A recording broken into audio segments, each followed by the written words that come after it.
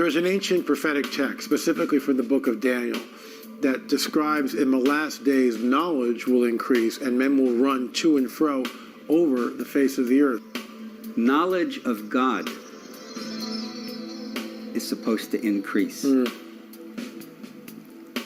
all people.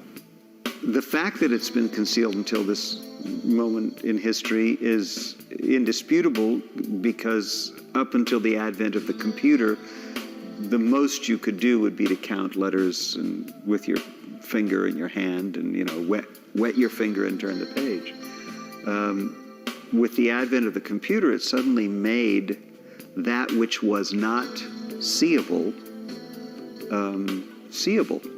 In the Torah codes, we are dealing with some reality inside the book of Torah. We cannot pretend that we have a real full grasp of it.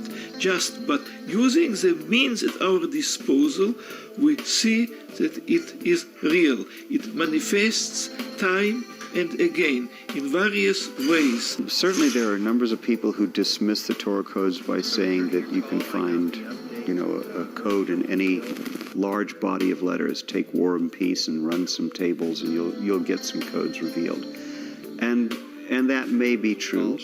What I've never heard happening in War and Peace is a physical manifestation that then reinforces the code.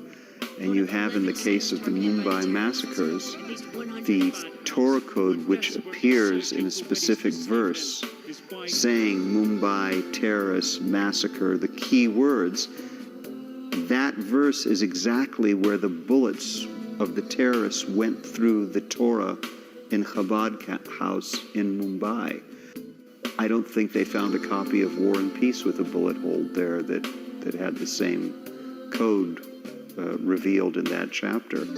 And I've had the same experience of a Torah code that had my name, my rank in the Israeli army, my date of birth, my father's name, and it appeared in a verse in the Torah that was exactly the verse that a group of rabbis chose to be inscribed in a brass plaque under a picture of me. There is something very unusual in the Torah text, something that's unexpected to have happened by chance, and it's there by design.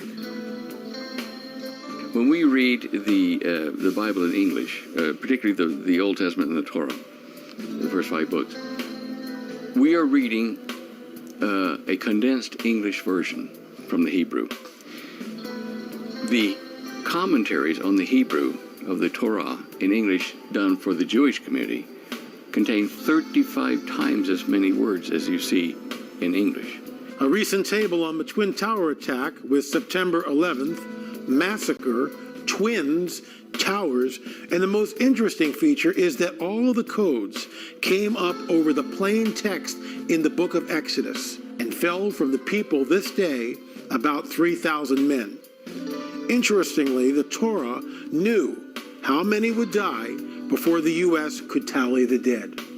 Are you trying to shoehorn Torah codes over the plain text so that, let's say, key words in the code will also appear in the plain text? There was an experiment that was done. In fact, the experiment was published in 2004.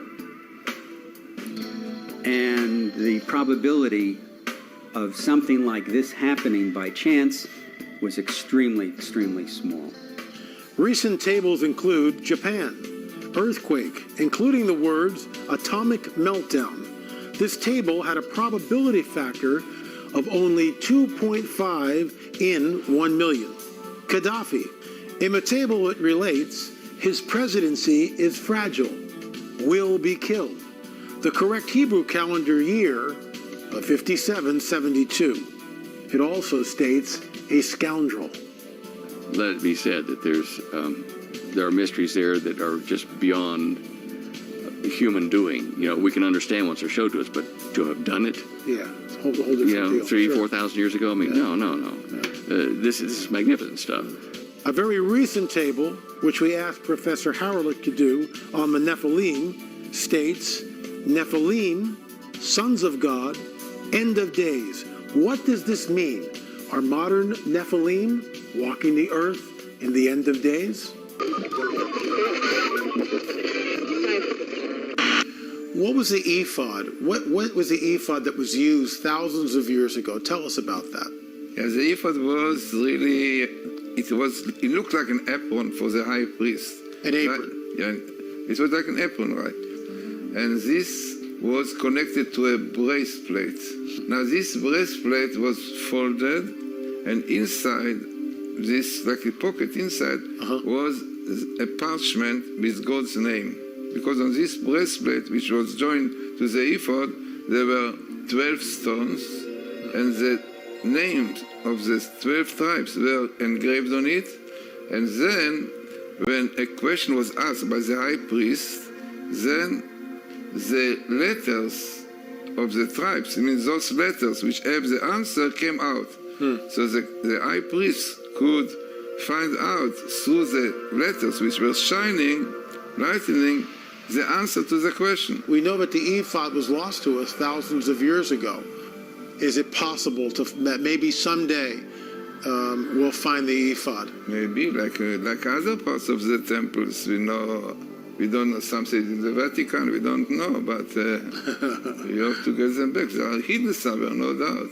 Do you think at the Torah codes may be a type of a modern day ephod? What can you tell us? Now this was amazing really thing that we found when we put the Hebrew word code Torah, which is the Israeli Torah code. Then we put the word ephod, it came there 3 times. It came exactly on the same line with the word code Torah, clearly showing connection between the Torah code and the ephod.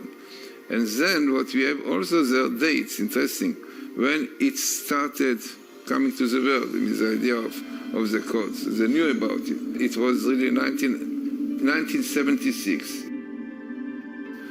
Then, interestingly, it came also this year, and pinlight came there. Unbelievable.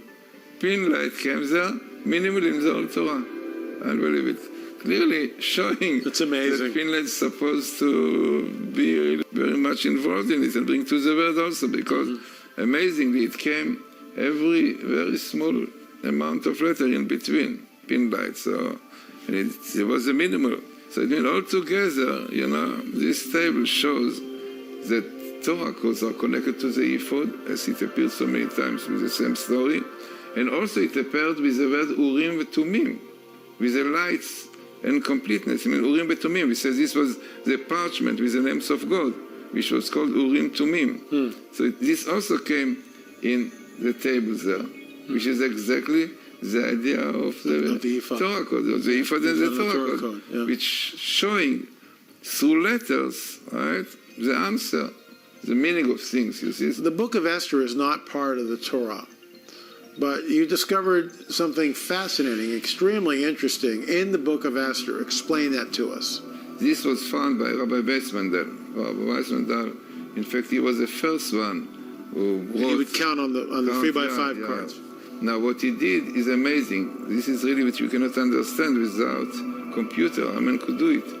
He counted the number of letters of the scroll of Esther.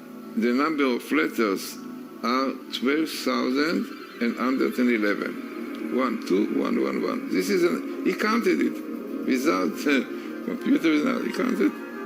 Then he decided to look in the Torah for the Hebrew words Megillat.